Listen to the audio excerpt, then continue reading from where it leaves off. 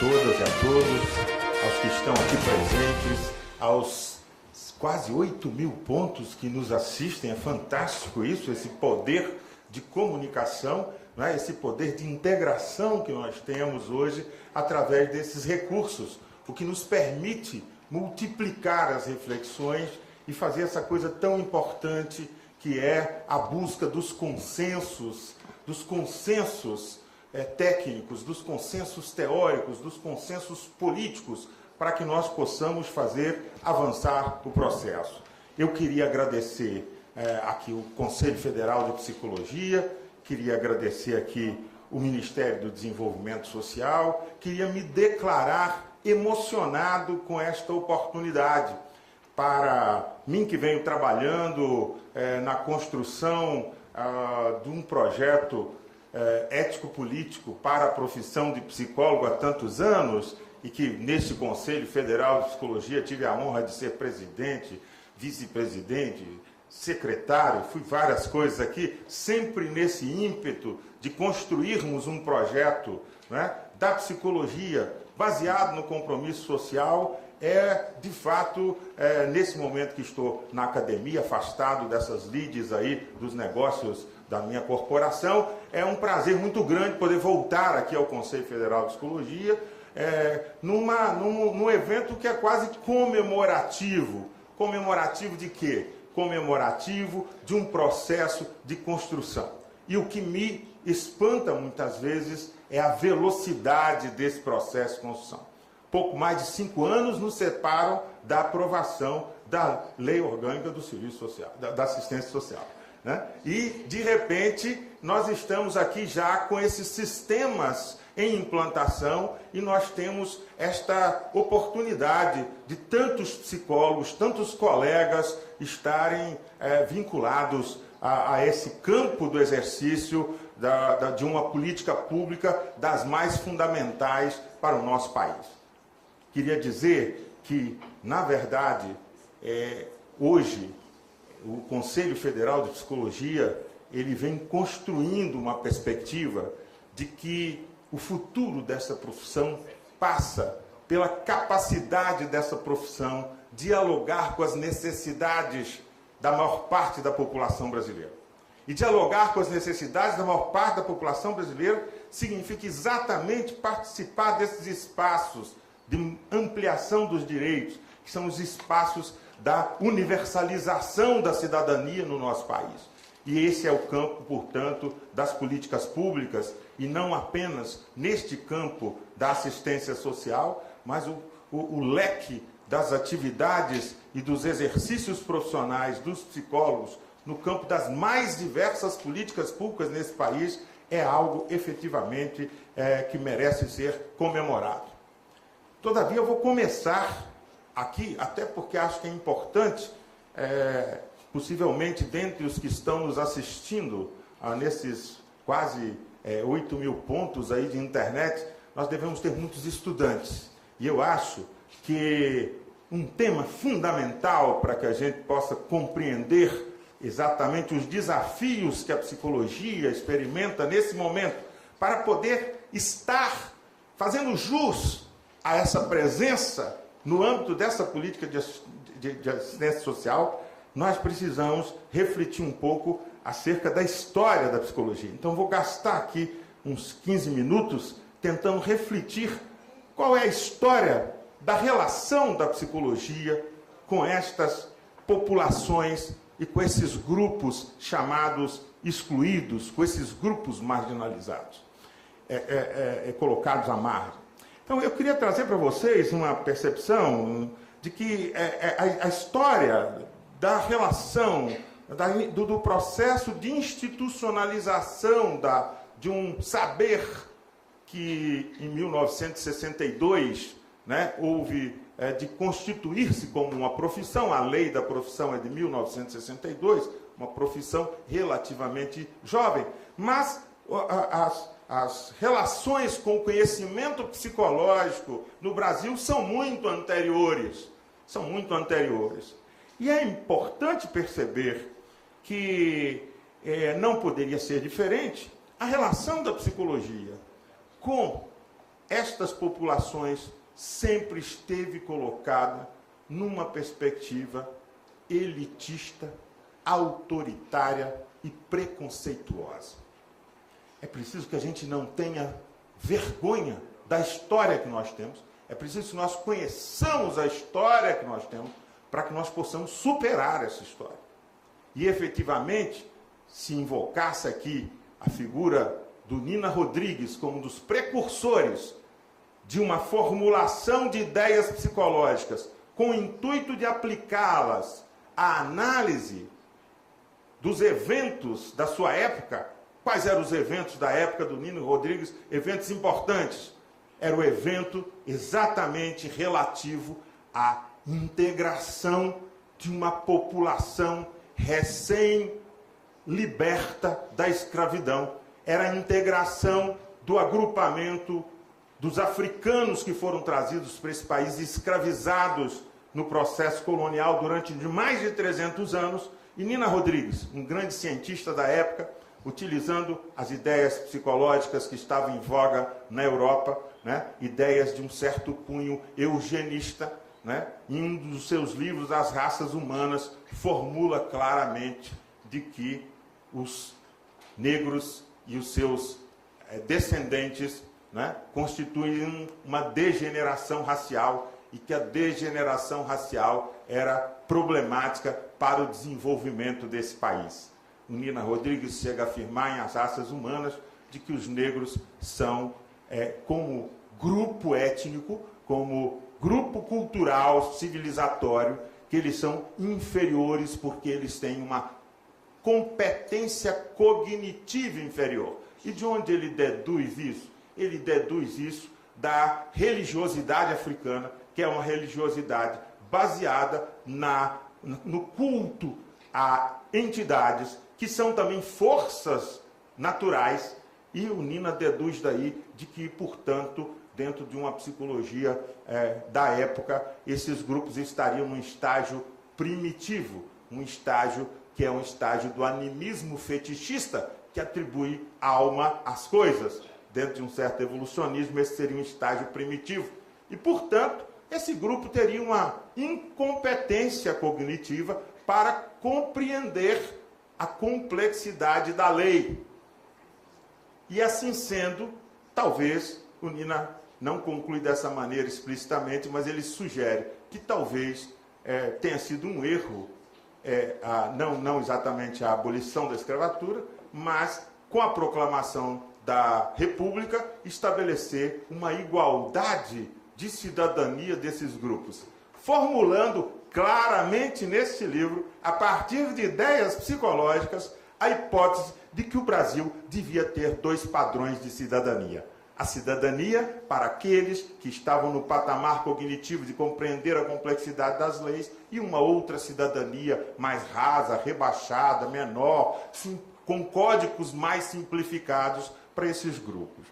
Eu pego esse momento bastante significativo e originário, não tenho tempo para fazer com vocês uma trajetória, descrever aqui uma trajetória, tentando pontuar a cada momento como os psicólogos, por exemplo, vão participar dos processos da tentativa civilizatória através da educação, no processo da escola nova, do Estado, né, o Estado Novo, a ditadura de Vargas. Não vou poder falar para vocês, por exemplo, como no processo de industrialização do final dos anos 50, no pós-guerra, essa psicologia vai ser uma psicologia fundamentalmente industrial, buscando selecionar entre essa massa de brasileiros aí meio negativada, essa massa sempre percebida como indolente, ignorante, inculta, incompetente, de como a psicologia poderia ajudar que esta massa pudesse virar gente humana típica, gente parecida com as gentes da elite brasileira.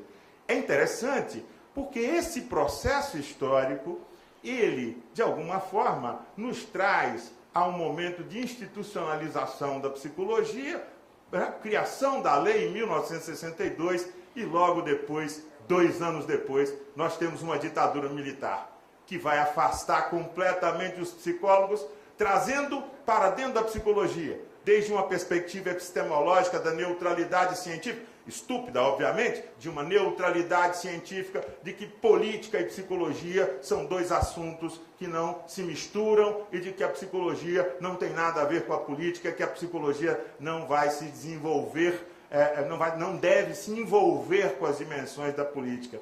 Vejam, no momento mais importante do desenvolvimento da profissão, da multiplicação das faculdades, dos cursos de psicologia, coincide com o processo da repressão política, coincide com o processo do silenciamento das liberdades, coincide com o processo do impedimento de que as pessoas pudessem se reunir para refletir sobre a realidade que estava se construindo nesse país.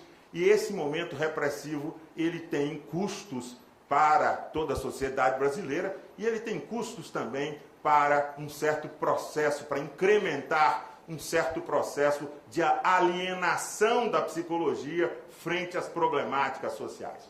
Obviamente que toda hegemonia comporta contra-hegemonia, podemos lembrar de nomes, né, que fizeram a diferença, que polemizaram, que criaram tentativas, a professora Silvia Lani, com a tentativa de introduzir no Brasil uma reflexão sobre uma psicologia social crítica. Quando eu falei do Nina Rodrigues, tenho que lembrar necessariamente de uma rara exceção entre os psicólogos originários, os primeiros pioneiros que escreveram sobre a psicologia, que é o Manuel Bonfim, um homem também lúcido, que tinha uma perspectiva, mas que foi contra-hegemônico, não foi, né? O Silvio Romero se encarregou de silenciar a voz e a potência que havia nos escritos do Manuel Bonfim naquele momento, fazendo prevalecer essa tradição que eu estou descrevendo para vocês. Uma tradição fundamentalmente elitista, autoritária, que percebe a questão da identidade nacional, que não é outra, senão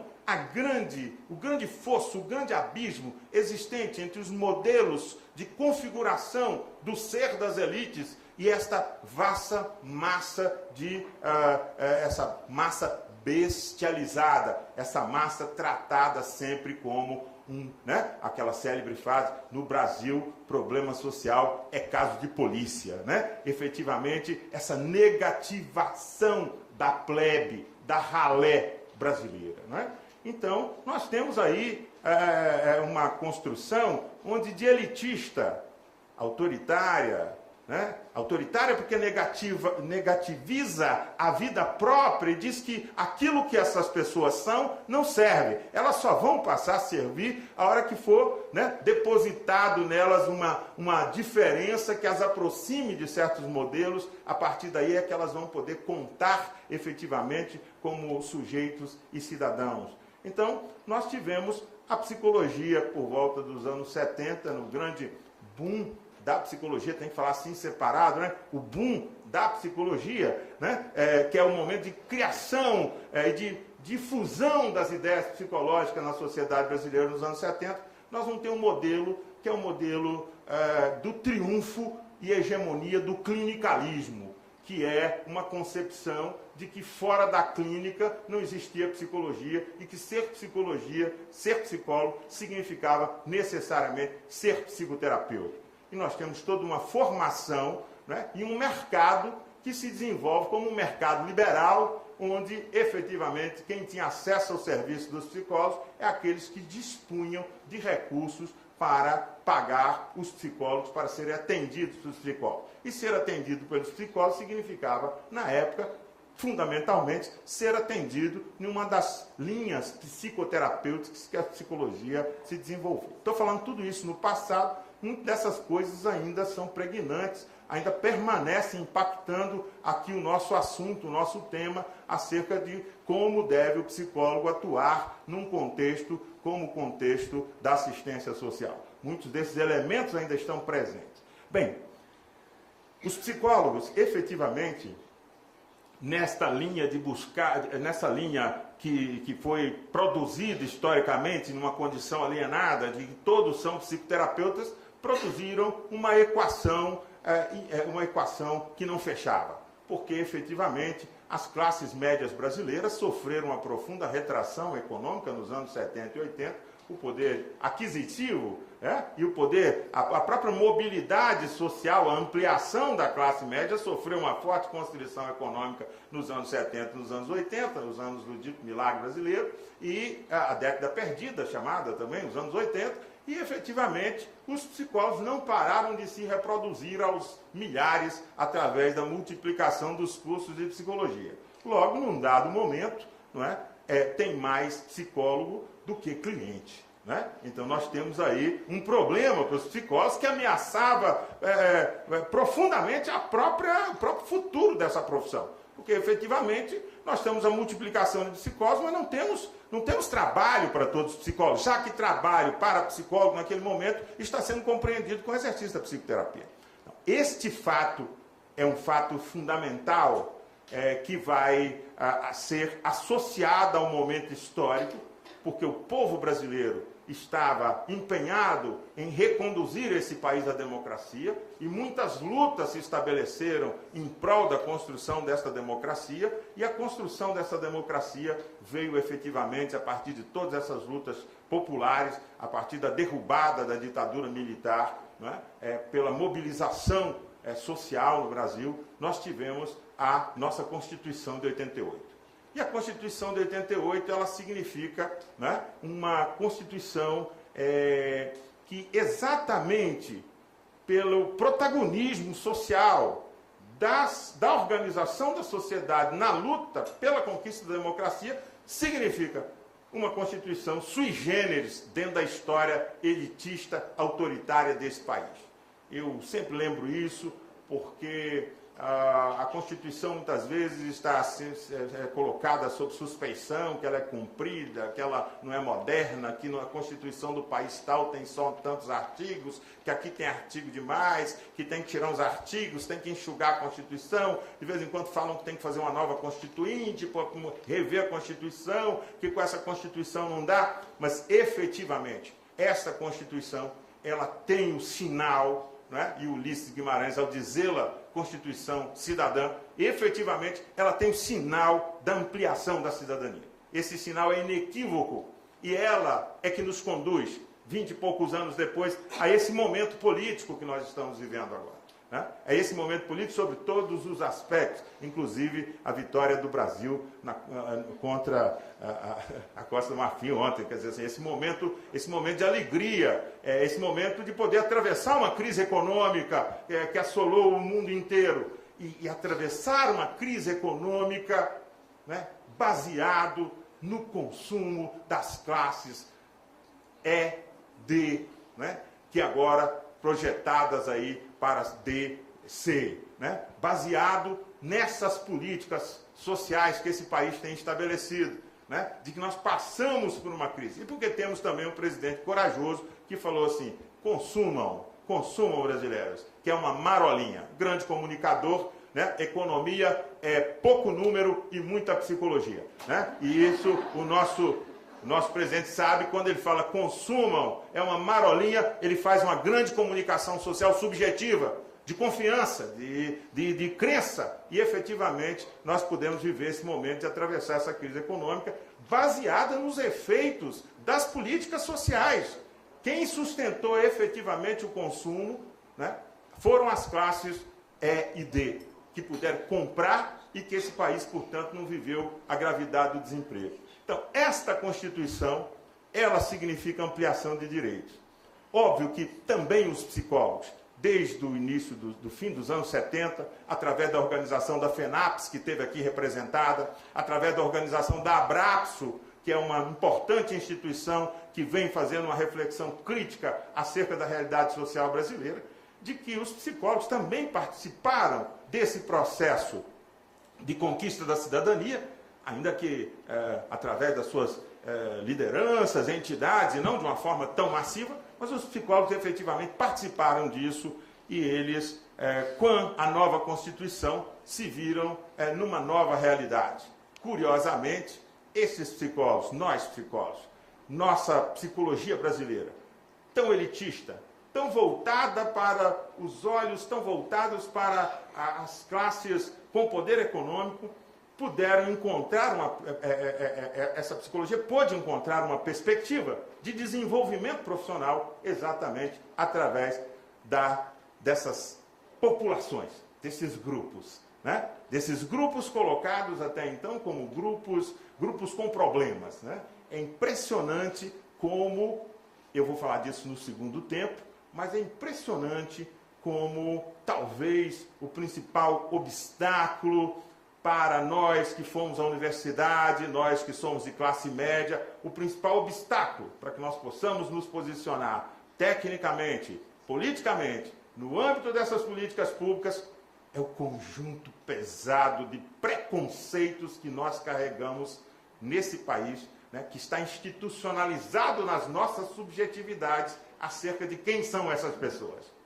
As nossas ideias acerca de quem são esses clientes da política social, elas são, considero, um obstáculo, né, epistemológico e um obstáculo político para que nós possamos ter práticas diferenciadas quando estamos nesse lugar. Mas isso eu vou falar no segundo momento. Mas mesmo com estas ideias preconceituosas, com esta formação problemática, que não percebeu que algo havia mudado, que agora, nesse momento, havia uma migração para esses campos de atuação, abertos através de quê? Abertos através né, da luta do movimento nacional de meninas e meninos de rua para incluir na Constituição, né, as cláusulas acerca dos direitos da criança, que a criança é prioridade, que deu base para o Estatuto da Criança e do Adolescente. Quantos psicólogos hoje têm emprego porque existe nesse país um Estatuto da Criança e do Adolescente? Uma nova área de atuação profissional, a institucionalização do SUS, saúde como direito, uma afirmação simples, disputada dentro da Constituição, que ao gerar o SUS, o Sistema Único de Saúde, nos projeta hoje com mais de 16 mil psicólogos atuando no Sistema Único de Saúde, né? E poderia dar muitos exemplos, multiplicar aqui áreas mais recentes onde os psicólogos têm sido demandados, né? Os companheiros do Recife que estão lá vivendo, do Alagoas, que estão vivendo lá uma tragédia agora ambiental grande, as cidades, né? Com muita chuva, com muitas casas, muitos desabrigados, e nós hoje sabemos que existe uma política pública, que é a política da defesa civil, né? Política Nacional de Defesa Civil, onde os psicólogos são requisitados, são chamados para participar dessa política. E podia dar e multiplicando para vocês de como no âmbito dessas políticas públicas, como no Ministério do Trabalho hoje se cria uma consciência que o tema da assistência ao desemprego precisa melhorar do ponto de vista do seu componente psicossocial, que o sujeito que está desempregado, mais do que receber apenas o seguro-desemprego, ele precisa receber um suporte que ajude a compreender a sua conjuntura pessoal como uma conjuntura vinculada aos processos sociais e o atendimento psicossocial. E eu deixei para falar por último, obviamente, da política de atenção às pessoas que no nosso país estão colocados nesta faixa de vulnerabilidade e pobreza, que é a política de assistência social, né? Esta é fantástica, vocês ouviram aqui os números da ministra. Nós temos aí pouco mais de 5 anos de institucionalização dessa política, de torná-la, né, uma política regulada através de um instrumento legal forte. E nós temos já 8 mil, praticamente, psicólogos atuando, vai mais 1.600 aí, não é? Cada classe, se tiver um que tenha, nós estamos falando de 9 mil psicólogos trabalhando nas políticas públicas.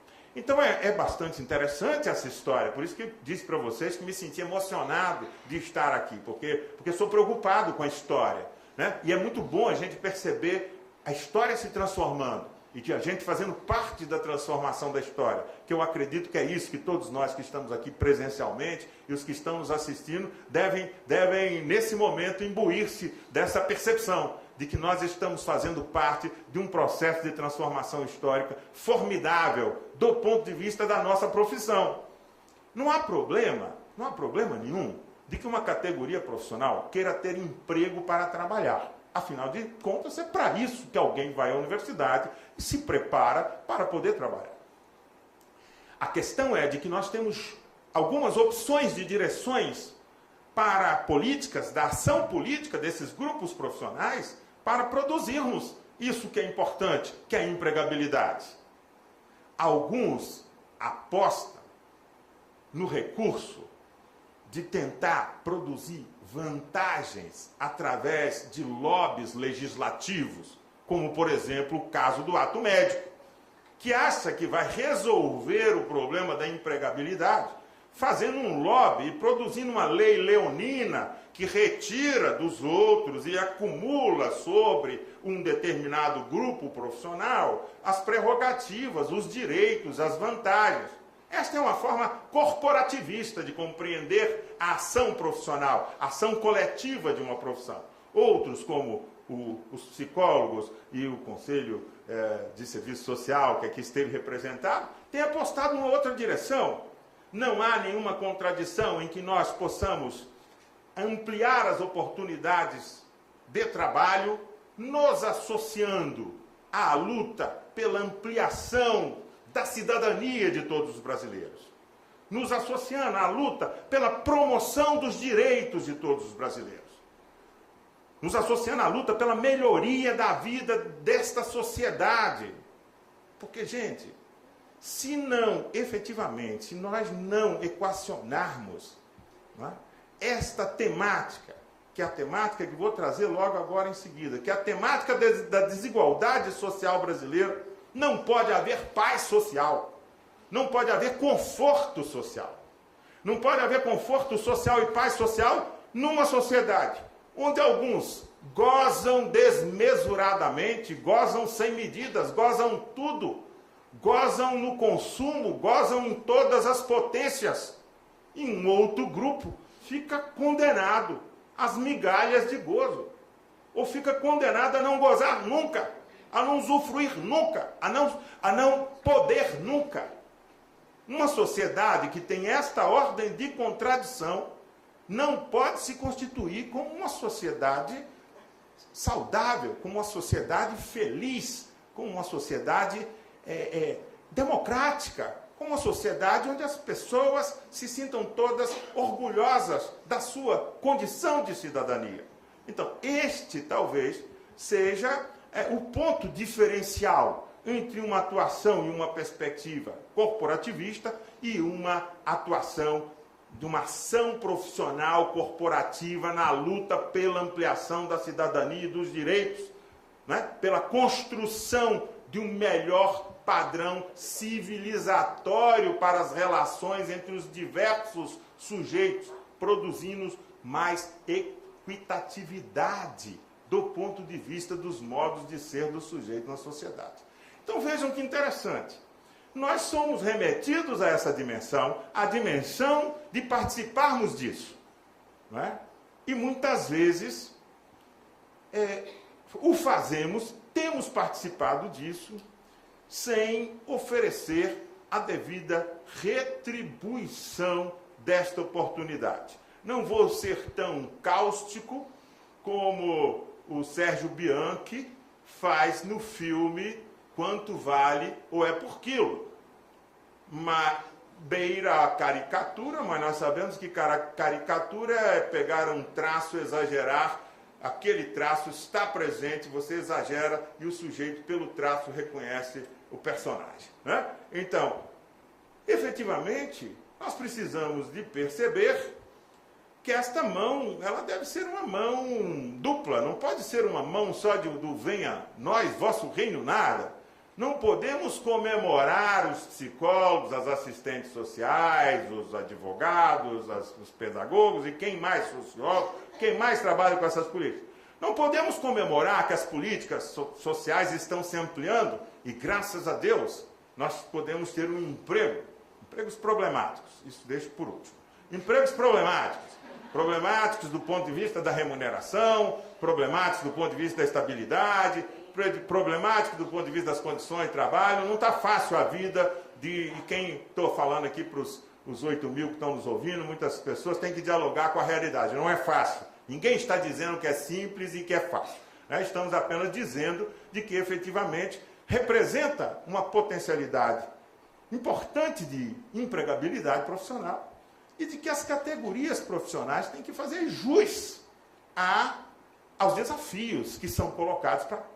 E ninguém vai fazer isso individualmente. Os processos são sempre coletivos. Fiquem tranquilos, não é para cada um ser herói, protagonista individual. Não. O nosso desafio é outro. É de que a gente possa construir coletivamente estas compreensões e que nós possamos estar à altura.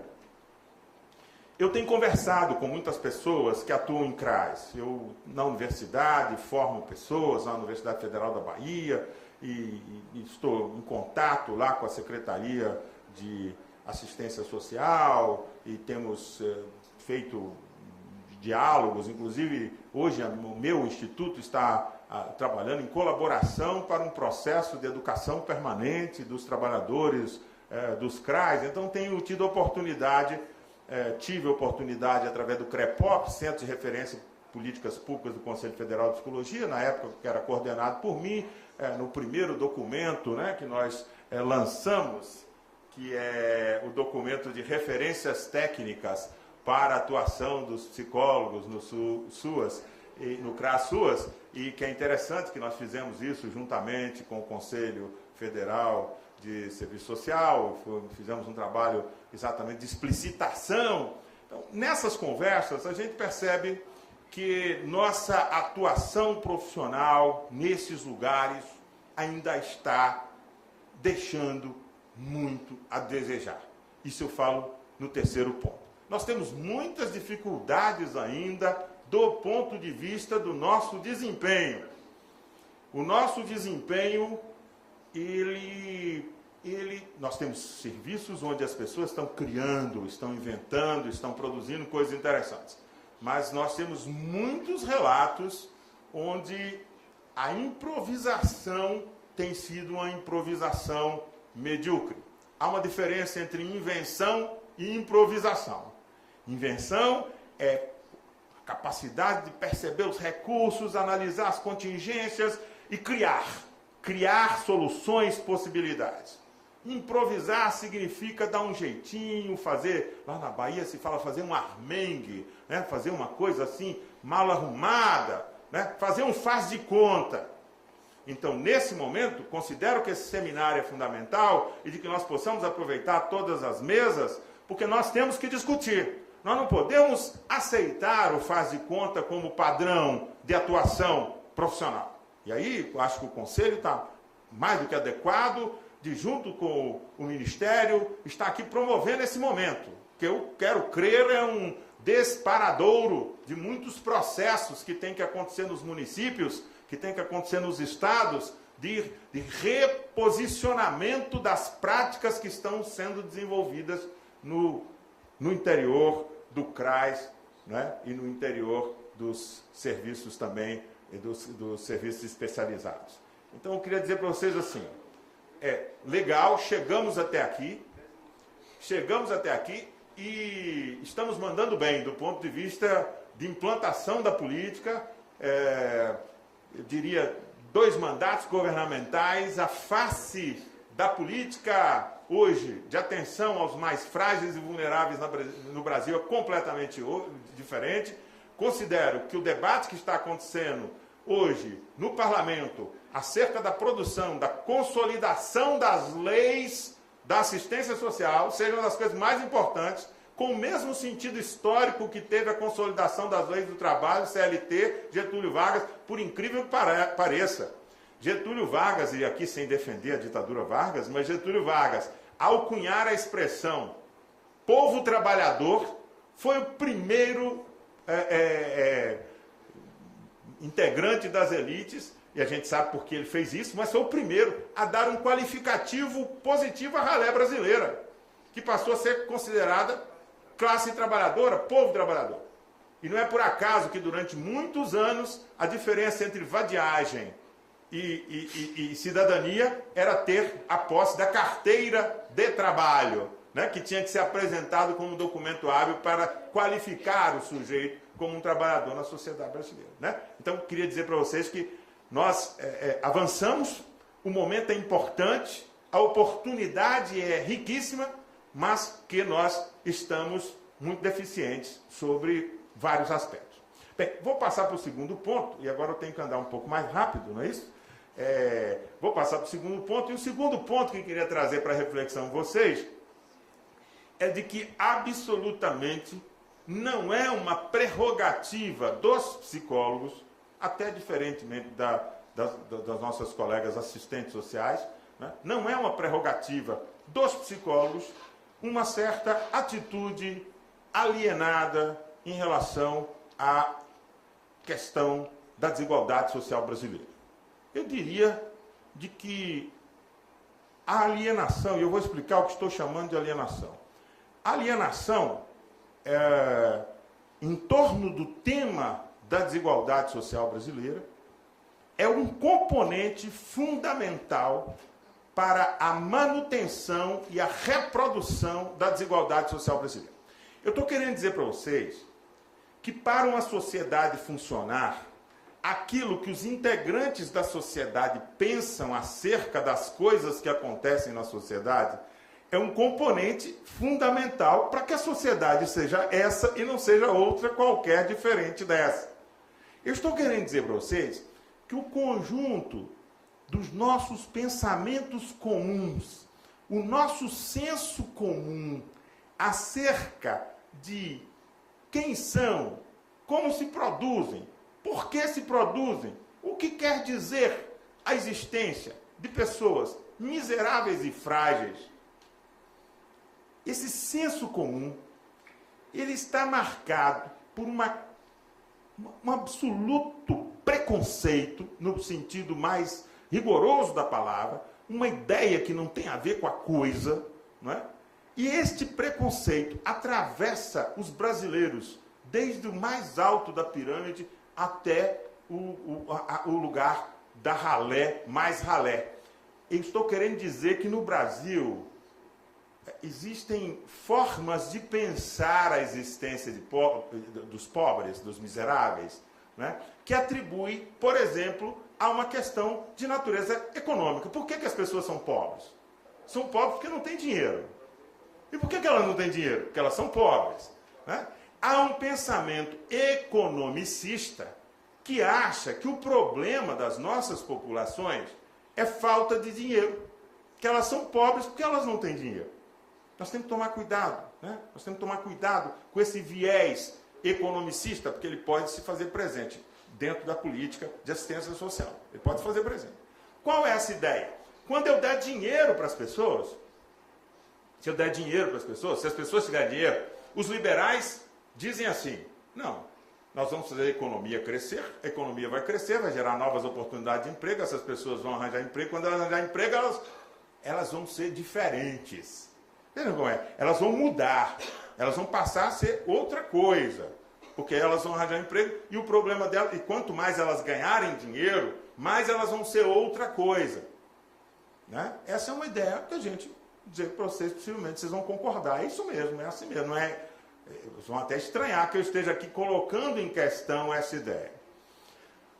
Uma das ideias fundamentais do capitalismo é a ideia de que, ao colocar claramente a exploração econômica como um critério social, ela faz, dentro da Revolução Burguesa, ela faz exatamente uma exigência do ponto de vista de uma ordem de igualdade jurídica da cidadania. É porque o capitalismo é um sistema onde a exploração é disfarçada. O combinado do capitalismo em relação ao regime que lhe antecedeu, feudal, é o seguinte: você compra minha força de trabalho, mas você não tem o direito de me humilhar, porque eu sou cidadão, eu sou igual. Certo? O outro comprava o trabalho e podia humilhar, tinha o domínio sobre o ser do sujeito. O capitalismo combinou, você é livre para vender sua força de trabalho e ser explorado por qualquer capitalista, né? Mas você vai ser explorado de qualquer forma. Contraparte disso é exatamente a construção ideológica da igualdade que gerou, por exemplo, na Europa, gerou reforma agrária, dentro da Revolução Burguesa. Reforma agrária, 1890, reforma agrária, 1850, nos mais tardios, Itália, 1900. Reforma agrária, gente, reforma agrária, que aqui nesse país é uma questão de vida e de morte, é uma questão de assassinato. Reforma agrária faz parte do pacto mínimo do Estado de igualdade jurídica burguês. Esta ideia de igualdade é que permite que na Europa, por exemplo, os operários europeus tenham avançado do ponto de vista, né, das suas lutas políticas a um estado de bem-estar social, de supressão da miséria, onde não existe. Quer dizer, agora ela retorna como retorno do recalcado através dos imigrantes, mas esse é o combinado do capitalismo, é isso que estou querendo dizer para vocês. Tem um combinado do capitalismo. Um brasileiro, pedreiro, que está mudando também os pedreiros. Eu vi a estatística sobre os pedreiros no Brasil, está mudando o patamar de ser pedreiro no Brasil, mas ainda vou dar esse exemplo. Um pedreiro no Brasil, ele possivelmente, ele é pedreiro a vida inteira e ele nunca consegue sair da ralé do ponto de vista da sua inserção de classe social. Ele se reproduz como pedreiro. Ele entra fichado como pedreiro e se aposenta como pedreiro. Mas o padrão da sua vida não muda significativamente. Ele não tem uma ascensão social do ponto de vista do seu acesso ao patamar da dignidade igual ao consumo. Porque dignidade tem a parte moral e dignidade tem a parte material, que é a parte do consumo, da competência para consumir dentro do capitalismo. É interessante que esse mesmo pedreiro de Governador Valadares, ele vai lá para os Estados Unidos, e lá nos Estados Unidos, em 15 anos de trabalho, ele adquire um patrimônio que o coloca num patamar de classe média brasileira. É curioso, o que tem lá nos Estados Unidos que não tem aqui? O Brasil era a 80ª economia lá pelos idos de 30. O Brasil é a 8ª economia. O Brasil se projeta como a 5ª economia.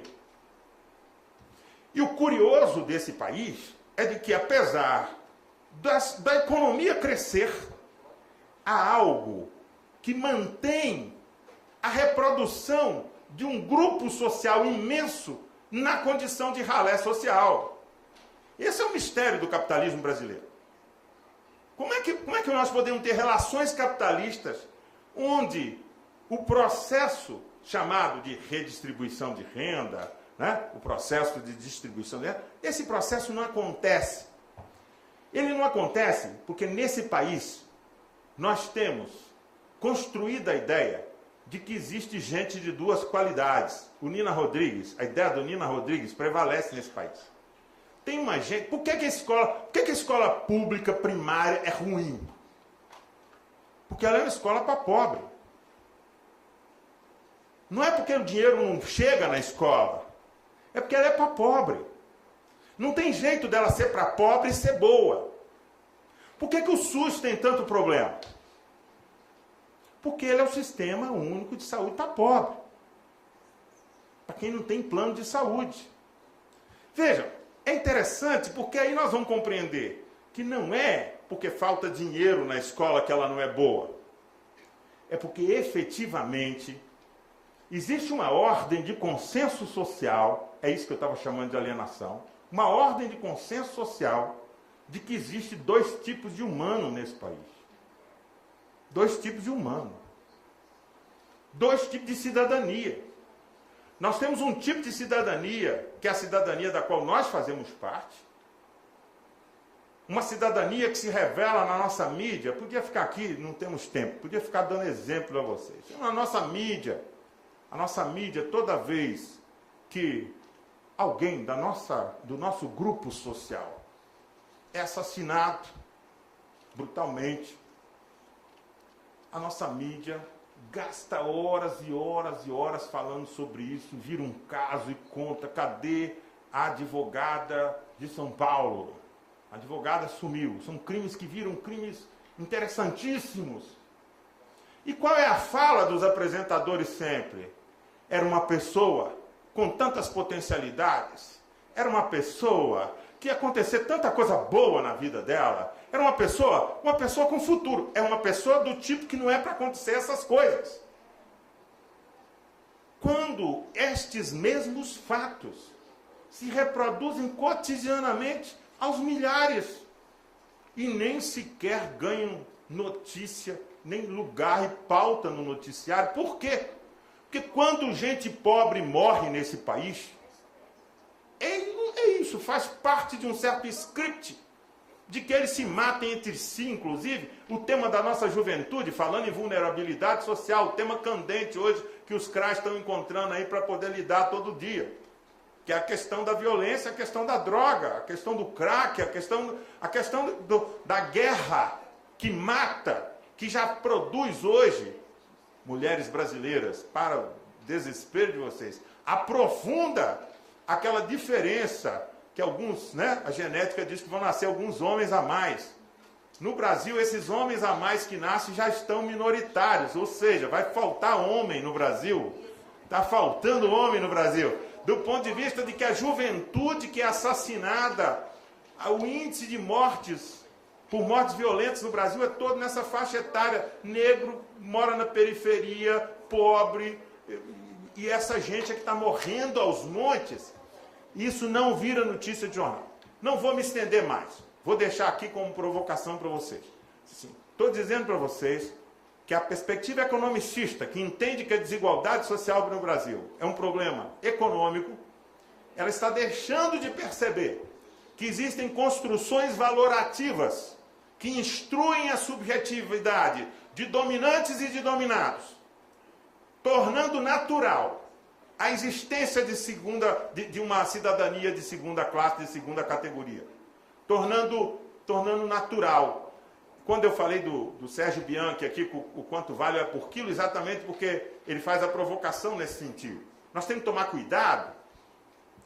Nós temos que tomar cuidado para que a política de assistência social não seja uma política para os pobres, mas para todos aqueles brasileiros que, porventura, né, têm uma hipossuficiência, né, têm uma falta de condições de garantir a si mesmo. Eu digo, esta é a vanguarda do bem-estar social. Nós vamos aqui, o bem-estar social aqui vai começar da ponta de baixo para a ponta de cima, para que todos os brasileiros possam ter um dia direito à dignidade, mesmo numa condição hipossuficiente, né? Mas nós vamos construir isso de baixo para cima. Nós vamos construir isso exatamente garantindo que hoje este grupo populacional possa nós precisamos fazer uma revolução. Fiquem calmos, não é revolução revolução do ponto de vista do nosso pensamento crítico acerca de com que nós estamos mexendo. A ministra trouxe aqui, nós temos que nos declarar ignorantes e incompetentes. Nós temos que admitir que as nossas universidades não nos prepararam, não nos ensinaram, que as nossas ferramentas técnicas são insuficientes para a gente entender o que está acontecendo, como a vida destas pessoas é vivida, quais são as estratégias através dessas pessoas. Só assim nós vamos poder ter uma atitude respeitosa com o campo. Nós vamos poder entrar e estar presente nesse campo de uma forma respeitosa. Eu estou querendo dizer que a maior parte das nossas ideias, ela atrapalha o nosso serviço na hora que a gente está na prática. Os nossos preconceitos, sejam eles preconceitos acadêmicos, sejam eles, não estou propondo aqui, gente, terra arrasada, derrubem todo o conhecimento, anule tudo que foi dito. Estou dizendo, nós brasileiros, como estamos como um peixinho dentro do aquário, nós temos uma limitação perceptiva acerca do próprio fenômeno que efetivamente nós lidamos, que é o fenômeno da reprodução da ralé, da reprodução da pobreza. Não tem lógica dentro do capitalismo que isso seja assim. Eu estou aqui reivindicando que o capitalismo seja capitalismo, né? Que o capitalismo funcione ao modo capitalista. Que o capitalismo no Brasil funcione ao modo do capitalismo. Porque o que nós temos aqui é uma versão, o Gessé Souza fala, é uma versão seletiva da modernização social que pinça os pontos mais interessantes do ponto de vista da produção, da acumulação e despreza o pacote da modernidade na sua totalidade, né? Despreza a dimensão da dignidade como componente fundamental. Faz de conta que no Brasil só existe pobre. Por que existe pobre no Brasil? A culpa é de quem? É dos pobres que cismam e teimam em se reproduzir, né? Em última instância, esse pensamento nos leva a essa ideia de que o problema da pobreza no Brasil é que são esses tipos que cismam, teimam em se reproduzir.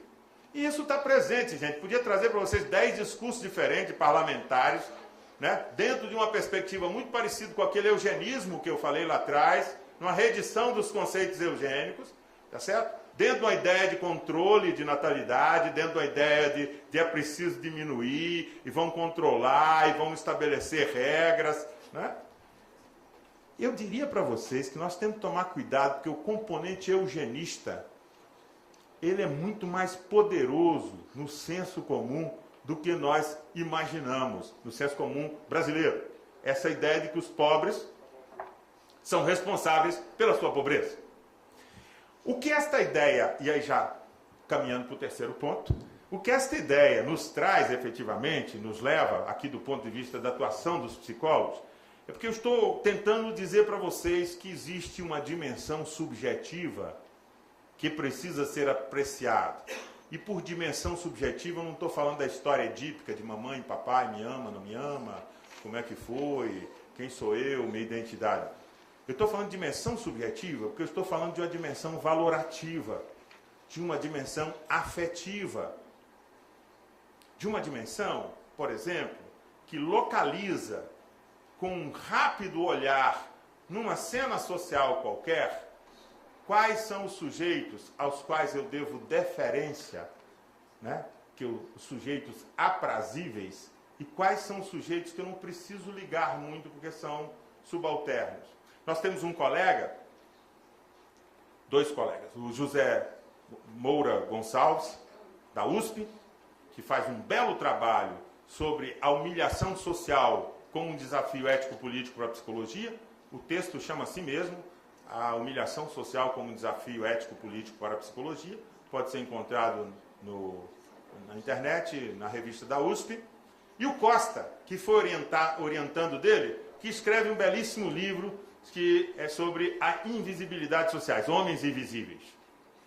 Esses dois colegas, eles estão revelando para nós, são psicólogos sociais, vejam aí. É disso que eu estou querendo dizer para vocês. É preciso trazer uma perspectiva que, ao investigar esse problema, nos ilumine com novos olhares, que nos ajude a nos posicionar do ponto de vista dos operadores dessas políticas com os nossos próprios preconceitos. E esses dois colegas fazem isso, onde eles evidenciam exatamente essa dimensão, a dimensão do ser invisível, o Costa trabalha. O como aqueles serviçais, aqueles que executam as tarefas de sustentação da vida, cozinham, lavam, limpam os banheiros, de como esses sujeitos. Eu conheço muito brasileiro aqui, concurso superior, né, que topou ir lá para os Estados Unidos fazer América, lavando banheiro de gringo, né?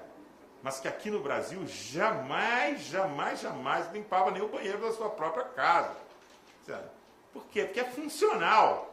É funcional ter uma ralé que possa se ocupar dessas coisas.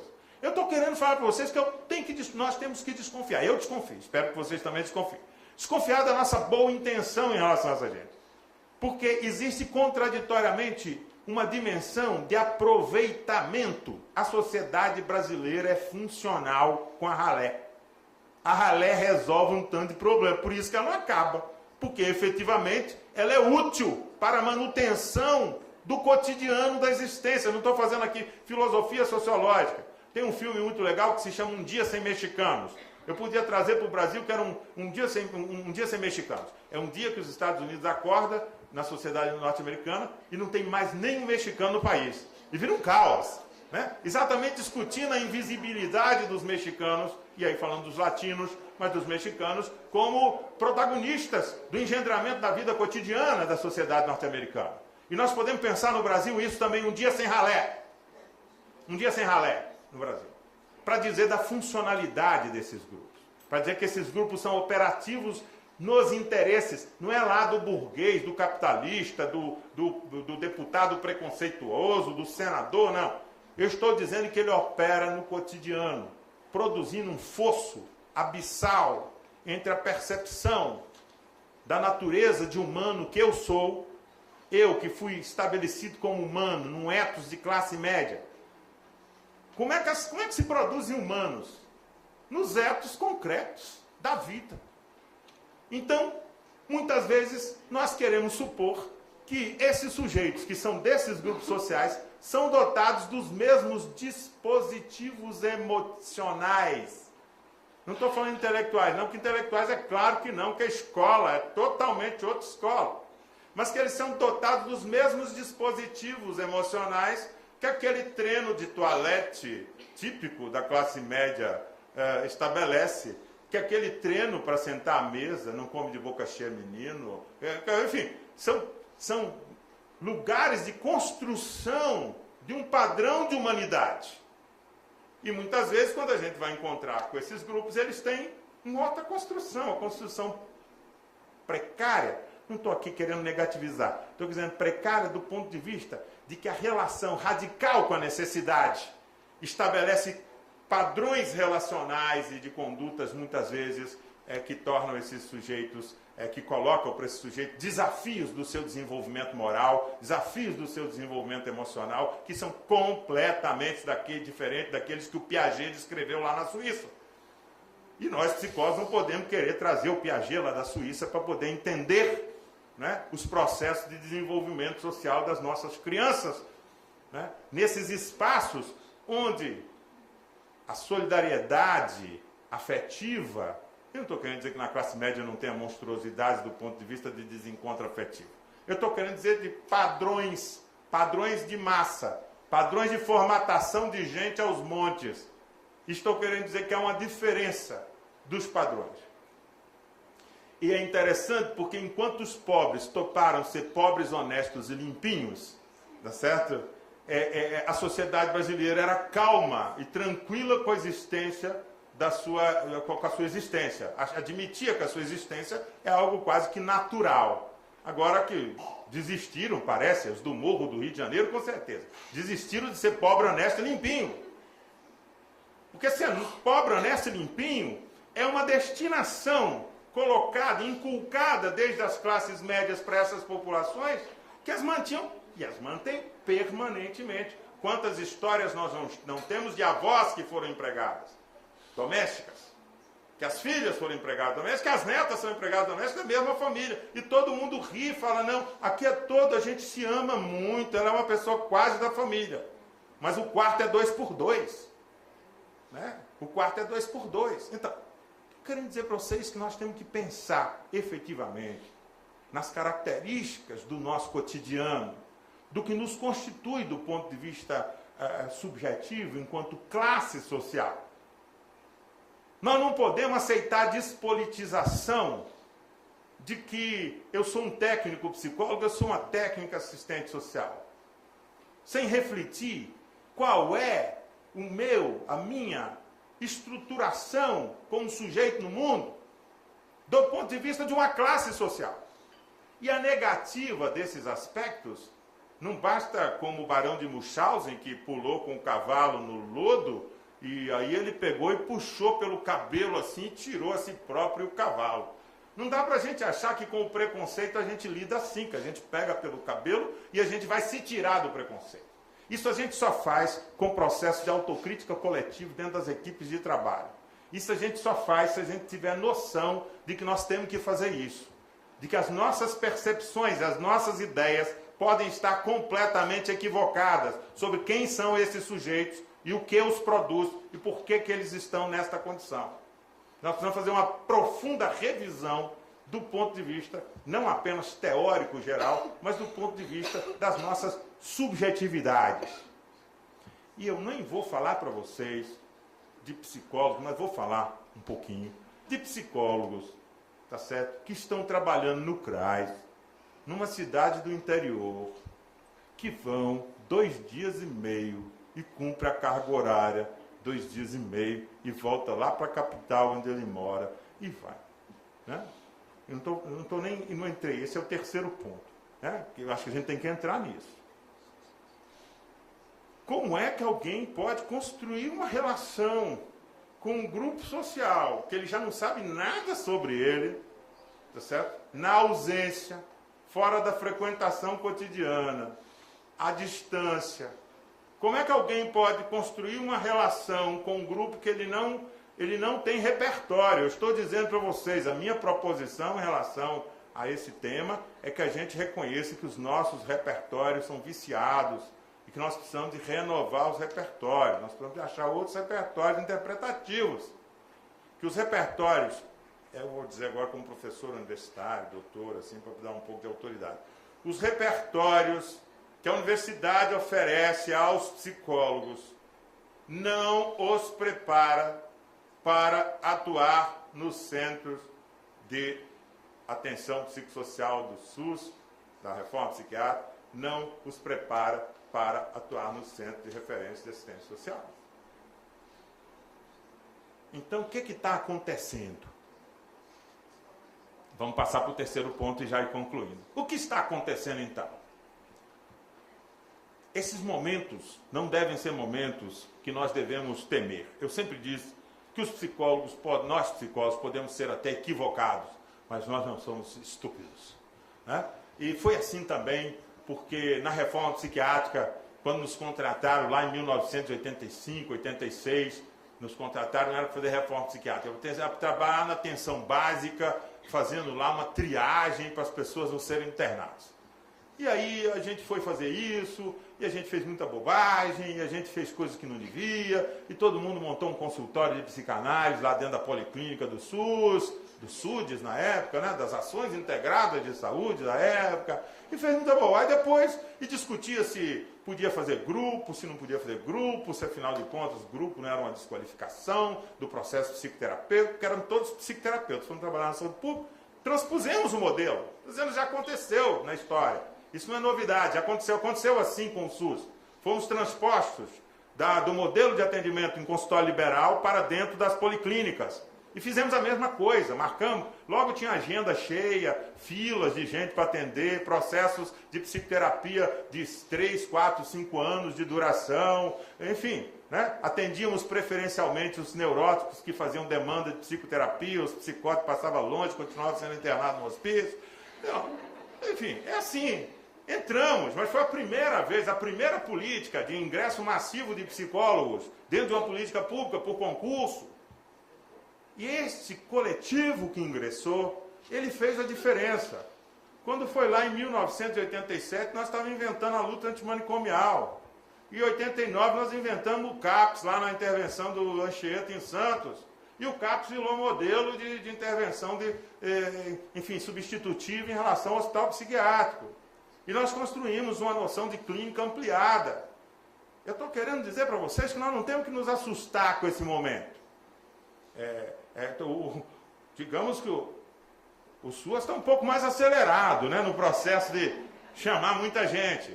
Mas nós precisamos, né? Nós precisamos de transformar a quantidade em qualidade. Esse é o nosso desafio agora. Transformar essa quantidade de experiência, essa quantidade de encontros humanos no cotidiano, abaixar um pouco esse nível de ansiedade que nos toma, né? Esse sentimento de incompetência, que é natural também, estou falando para os estudantes, para os profissionais desse ingresso, esse sentimento que eu não sei, estou mais perdido do que cachorro em dia de mudança, não sei o que fazer aqui, qual é o modelo da atuação, não tem modelo, não tem um anterior, não tem um antes. nós vamos ter que inventar, nós vamos ter que criar, nós vamos ter que modelar a forma de atuar nesses lugares. Então nós não precisamos, nós temos que diminuir essa ansiedade, tá certo? E realizar o processo crítico de investigação do cotidiano. Porque vejam, são 8 mil caras, psicólogos, são 8 mil assistentes sociais, só já são 16, né? Dá um bom bate-bola, um bom diálogo. Uma grande parte recém-formada, porque o salário é problemático, o salário é baixo, estão pagando pouco, acaba recrutando mais entre os recém-formados. 8 mil psicólogos, que saem de um ethos, que saem de uma vivência universitária com os problemas que nós conhecemos do ponto de vista das concepções individualizantes, das concepções que fragmentam o sujeito, né? Das concepções desenvolvimentistas, etapistas, que isso é bagagem. Mas que principalmente são mulheres jovens, né? Que estão lançadas num desafio de convivência cotidiana com uma dimensão da realidade social em relação à qual, até o dia de ontem, antes de entrar para o CRAS, ela passava naquele lugar, aquele bairro era uma paisagem, e naquela paisagem ela só conseguia pensar, a hora que passava assim, aqui eu tenho que passar depressa porque é muito perigoso. E aí, de repente, esse lugar que tinha esta figuração imagética, esse sentido afetivo dentro da cidade para aquela mulher jovem psicóloga, no dia seguinte vira o lugar onde ela tem que trabalhar, né? Então vejam, nós estamos falando de muitas contradições, nós estamos falando de um momento, que eu insisto com vocês, é preciso diminuir a ansiedade e criar aproveitar, nós estamos falando de 8 mil pessoas que encontram cotidianamente. Quanta coisa estes encontros vão produzindo como informação. Queria ter eu um chip para pregar em cada uma dessas pessoas e conectar no meu computador lá para receber esses dados todos afetivos, emocionais, né? Essas construções que estão se fazendo, para a gente poder ir produzindo sínteses desse processo. O saber que nós precisamos para operar nesse lugar, né? Parte dele nós vamos adquirir nas áreas fronteiriças, né? Na sociologia da desigualdade social brasileira. Queria citar aqui, né, uma pessoa com quem tem trabalhado, o Gessé Souza, né, que tem escrito, queria divulgar inclusive um livro dele, muito interessante, A Ralé Brasileira, Quem é e Como Vive. Né? O Gessé tem feito um trabalho de investigação, o livro anterior, A Invisibilidade da Desigualdade Social Brasileira. E é interessante, porque dentro da sociologia, o trabalho que ele faz é quebrar o pau com os sociólogos tradicionais. Então nós temos uma identidade, nós temos um problema, nós estamos aqui também fazendo um processo de debate acerca do que a psicologia tradicional tem oferecido como recurso, como instrumento, como ferramenta para a gente operar. E eu estou dizendo que o recurso não é só sair da psicologia, mas é também dentro da psicologia. Citei aqui o Gessé, o nosso José Gonçalves Moura Filho, citei o nosso Costa como exemplo, a Bader Savaia e tantos outros psicólogos sociais. É interessante, gente, eu fui no último congresso da Abrapso perceber o quanto a palavra desigualdade social, exclusão social, começa a fazer presente nas pesquisas da universidade. Também para a gente não ficar com esse negócio que, poxa, está tudo ruim, vai ficar ruim. Não. Então, é preciso associar esse movimento, que é um movimento de investigação e o movimento da prática. E aí eu queria dizer que, de fato, os trabalhadores não são recursos humanos, porque eles não são insumos. Os trabalhadores são sujeitos políticos e eles precisam de se assumir nessa condição de sujeitos políticos. Sujeitos que também têm ideologias, que também têm vontade política, que também têm compromisso político. Porque é nesta condição de sujeitos políticos que nós estamos sendo solicitados, nesse momento, para operarmos nesse sistema. E por último, ultimíssimo, eu queria dizer para vocês que nós temos um desafio grande, que eu considero que é um desafio de natureza epistemológica. O tipo de conhecimento que, tradicionalmente, o campo psicológico valoriza, não que ele só produza esse, mas que ele valoriza, é geralmente um tipo de conhecimento com as tecnologias da personalidade. E muitas vezes, socialmente, nós somos também solicitados para este desempenho. As pessoas têm uma expectativa de que nós manejemos tecnologias das personalidades. Estou chamando de tecnologias das personalidades todas aquelas perspectivas de atuação psicológica que tomam, né, a dimensão do indivíduo como uma dimensão distinta, separada, apartada da dimensão coletiva e social. Que, por exemplo, percebe o indivíduo como sujeito de uma autonomia, de uma autocapacidade de se determinar, né? Que aposta muito na força interior, né? De que acha que as pessoas podem superar se elas tiverem muita força de vontade. Essa é uma perspectiva social que muitos psicólogos, uma perspectiva da sociedade, do olhar social, não da psicologia social, que muitos psicólogos assumem, né? E que também a comunidade espera de nós.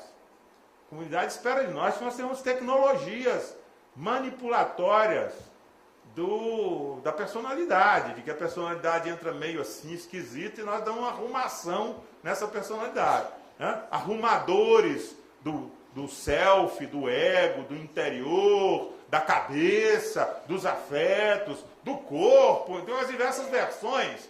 Há uma depositação em torno do indivíduo. E isso eu considero que isso é da psicologia, gente. A matriz da matriz é uma corrente fortíssima, é uma dimensão fortíssima. Mas existe outra dimensão que hoje busca superar, através de uma teoria da ação social, essa dicotomia indivíduo-sociedade. Né? Eu acho que a clínica ampliada do CAPS segue aí para nós como um certo horizonte. Ok, tem que dar uma escuta para a fala singular e por os afetos particulares que aquele sujeito constrói. Só assim eu vou saber dele alguma coisa.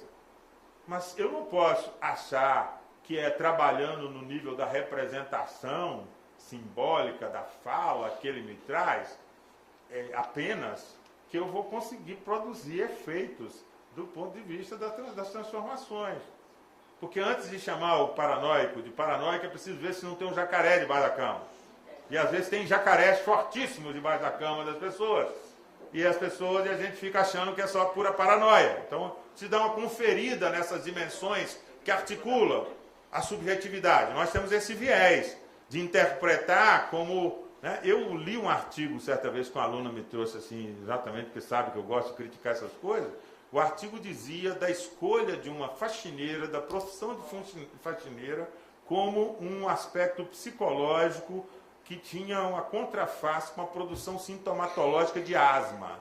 Porque aí ela mexia com poeira, estava no meio sempre empoeirado, como se fosse uma espécie de uma armação inconsciente dela, né? Quer dizer assim, então tem coisas desse tipo dentro da psicologia, né? O Drummond, nosso colega lá, coordenador da saúde do trabalhador de São Paulo, fala assim, vocês quando estão atendendo dentro de um CAPS, ou você psicólogo, quando chega alguém no seu consultório, raramente você pergunta assim, em que você trabalha?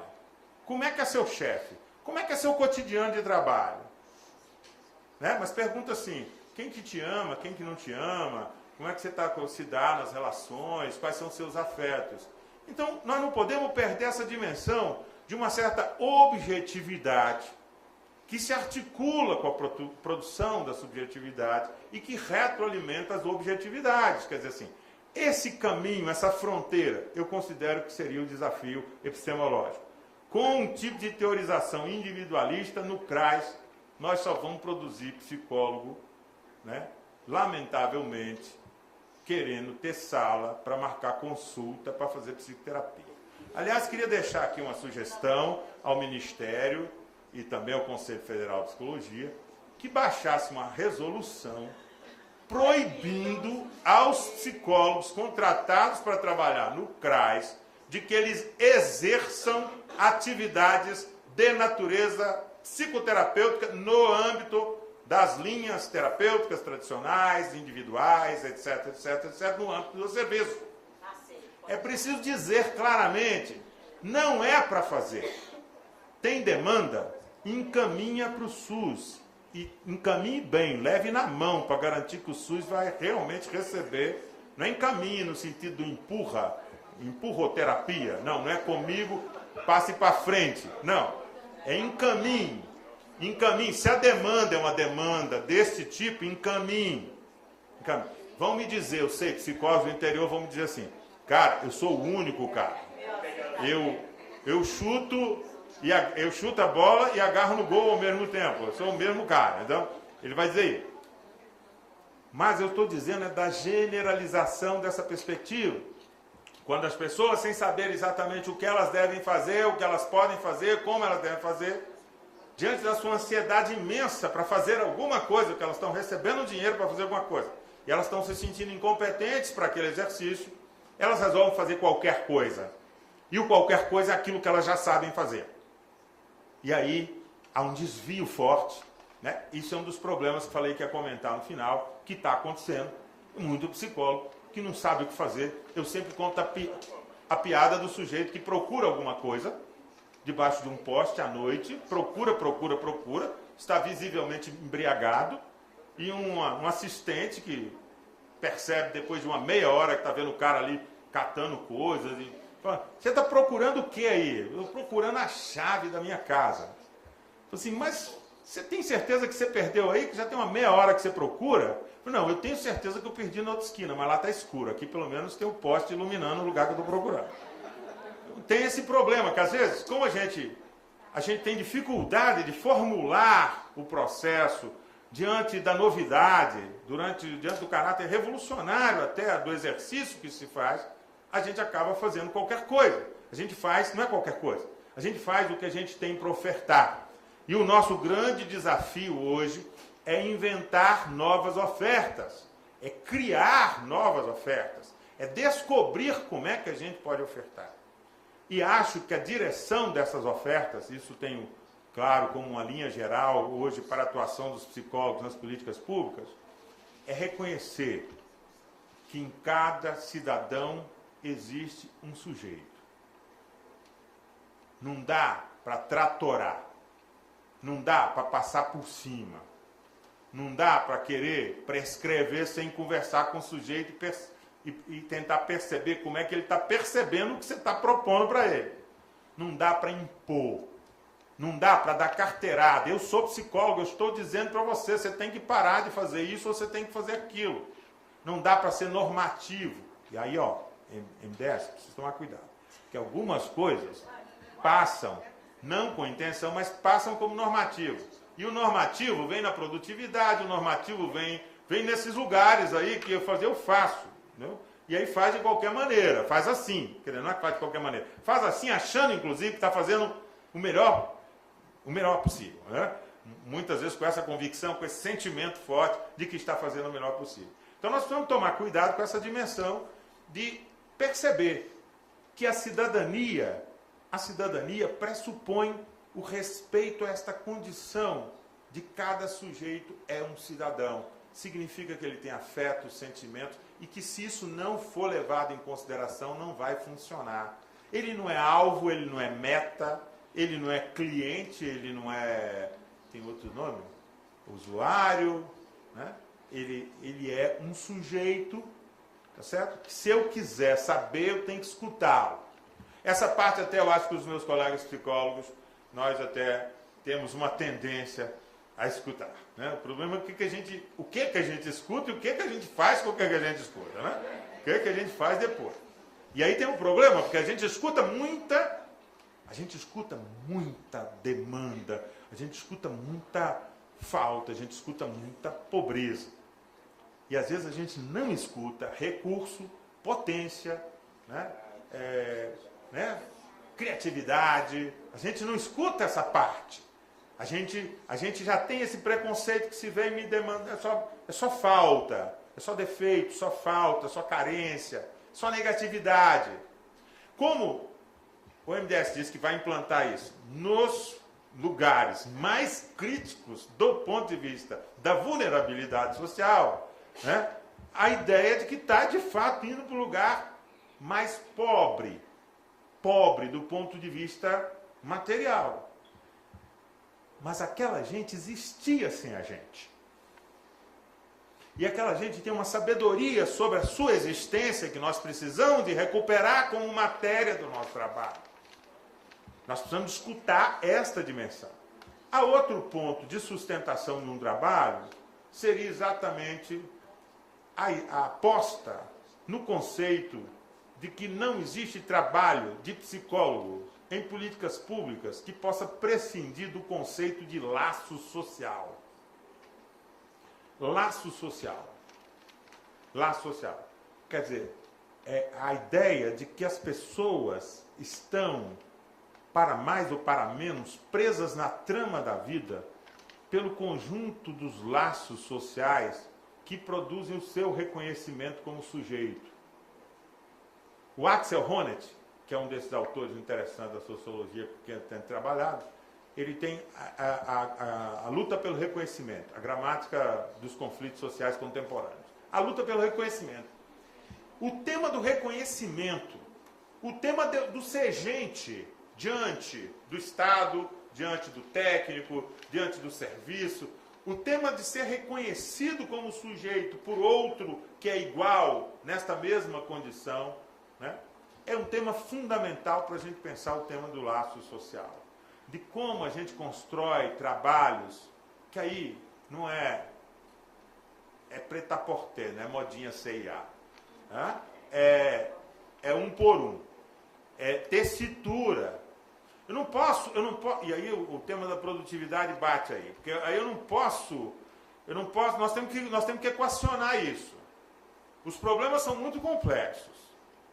E a gente precisa de tempo para conversar com as pessoas, para investigar, para averiguar, para articular, para tramar. Para tramar como é que a gente inscreve. Óbvio, gente, tem a dimensão da institucionalidade dos programas e tem que operar assim. A política tem que ter suas definições claras, de preferência que o resto funcione, né, gente? Porque também está complicado isso, porque o psicólogo às vezes até tem lá uma compreensão e tal, mas o conjunto dos recursos que estão organizados do ponto de vista da rede, da parte que diz respeito, que eu acabei de dizer para vocês, tem uma parte que diz respeito a respeitar essa comunidade e perceber essa comunidade como potencialidade, como recursos intrínsecos, né, que ali estão e que nós precisamos de, né, percebê-los e poder utilizá-los para quê? Para que aqueles sujeitos se autopromovam, né? Não que nós os promovamos, mas que eles se autopromovam. Eu fui ontem na feira do MDA, na Feira da Agricultura Familiar. Fantástico como iniciativa, 7ª edição. Fantástico como iniciativa de visibilidade para a economia invisível do Brasil, a Feira do Brasil Contemporâneo. Para a economia invisível do Brasil. Mais de 800 expositores. Coisas preciosíssimas, sofisticadíssimas do ponto de vista de alimentos orgânicos, de trabalhos criativos com as matérias, né, com matérias do ponto de vista ambiental, cuidados, produções com cuidados ambientais. E uma economia invisível, economia das famílias, da agricultura familiar, porque esse país sempre fez política agrícola para o agronegócio, para a exportação. E pela primeira vez, como uma espécie de contraface dessa política que nós estamos falando aqui da assistência social, nós estamos tendo uma política do Ministério do Desenvolvimento Agrário que efetivamente tem oferecido a essas populações um conjunto de recursos. E esta feira mostra, se o governo faz a sua parte de oferecer os recursos, os suportes, efetivamente as pessoas fazem acontecer. E elas fazem muito acontecer. Agora, óbvio que esse fazer acontecer, em cada projeto daquele, encontrávamos as assessorias técnicas, a escuta cuidadosa e respeitosa da autonomia daqueles grupos produtivos, né? O processo de empoderamento daquelas próprias comunidades. Então, com isso, estou querendo dizer para vocês, o tema do laço social, nós também não precisamos de inventar demais, não. Ele está presente na reforma psiquiátrica, ele está presente na Conferência da Economia Solidária que acabou de construir aqui, formas diferentes de produzir, ele está presente na Feira da Agricultura Familiar do MDA. Quer dizer assim, também não estou falando aqui de um... Eu estou chamando a atenção, porque estou me dirigindo aos meus colegas psicólogos, que o tema do laço social é um tema que articula exatamente subjetividades e objetividades sociais.